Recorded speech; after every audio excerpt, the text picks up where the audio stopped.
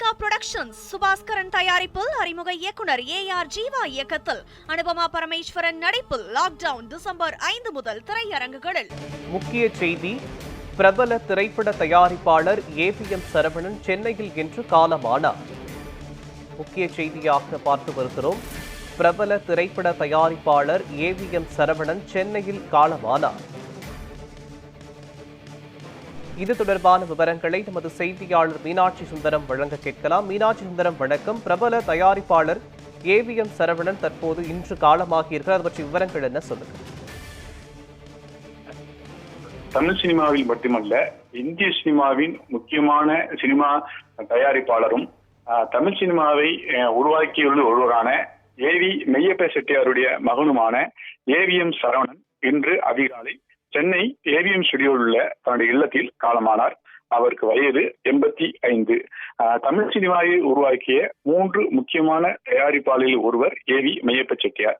AVM studio என்பது தமிழ் சினிமாவின் முக்கியமான அடையாளமாக இன்னும் இருந்து வருகிறது.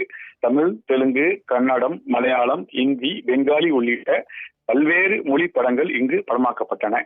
இந்த ஏவிஎம் ஸ்டுடியோவில் தன்னுடைய டீனேஜ் வயதில் சினிமா தயாரிப்பை தொடங்கிய ஏவிஎம் சரவணன் அவர்கள் கிட்டத்தட்ட 62 ஆண்டுகளுக்கு மேலாக தயாரிப்பு துறையில் கொடிகட்டி பிறந்தார். அறிஞர் அண்ணா, கலைஞர், எம்ஜிஆர், ஜெயலலிதா, என்டிஆர் உள்ளிட்ட பல்வேறு முதல்வர்களுடன் பணியாற்றினார். மேலும் அந்த கால சூப்பர் ஸ்டார் தொடங்கி ரஜினி, கமல், விஜய், அஜித், விக்ரம் உள்ளிட்ட பல்வேறு முன்னணி நடிகர்களை வைத்து படங்களை தயாரித்தவர். இவர் உடல்நலக்குறைவால் இன்று அதிகாலை சென்னை ஏவிஎம் ஸ்டுடியோவில் உள்ள தனது வீட்டிலே காலமானார். இவருடைய இறுதிச் சடங்கு இன்று மாலை சென்னையில் நடைபெற உள்ளது. ஏவிஎம் நிறுவனம் என்பது இந்திய சினிமாவில் மிக முக்கியமான நிறுவனமாகும். இதுவரை 175க்கும் அதிகமான படங்களை தயாரித்துள்ளது. இதில் பல படங்களில் தயாரிப்பு நிர்வாகியாகவும் தயாரிப்பாளராகவும் இருந்தவர் ஏவிஎம் சரவணர். ஏவிஎம் சரவணனை பொறுத்தவரையில் தனிப்பட்ட சில அம்சங்களை கொண்டுள்ளார். ஏனெனில் கருப்பு வெள்ளை படங்கள், கலர் படம், 3D, animation, TV, web serial தொடங்கி பல்வேறு காலகட்ட சினிமாவிலும் தனது பங்களிப்பை கொடுத்து வந்தார்.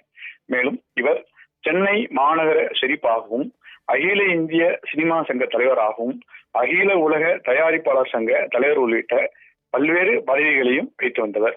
இவருடைய மகன் குகன், இவருடைய பேத்திகள் அபர்ணா, அருணா ஆகியோர் கூட தயாரிப்பு துறையில் இருக்கிறார்கள். 4 தலைமுறைகளாக இந்திய சினிமாவில் தயாரிப்பு துறையில் இருக்கும் ஏவிஎம் சரவணனுடைய மறைவு தமிழ் சினிமாவுக்கு மிகவும் இழப்பாகும். பிரபல தயாரிப்பாளர் ஏவிஎம் சரவணன் காலமாகி இருப்பது தொடர்பான விவரங்களை வழங்கியதற்கு நன்றி, மீனாட்சி சுந்தரம்.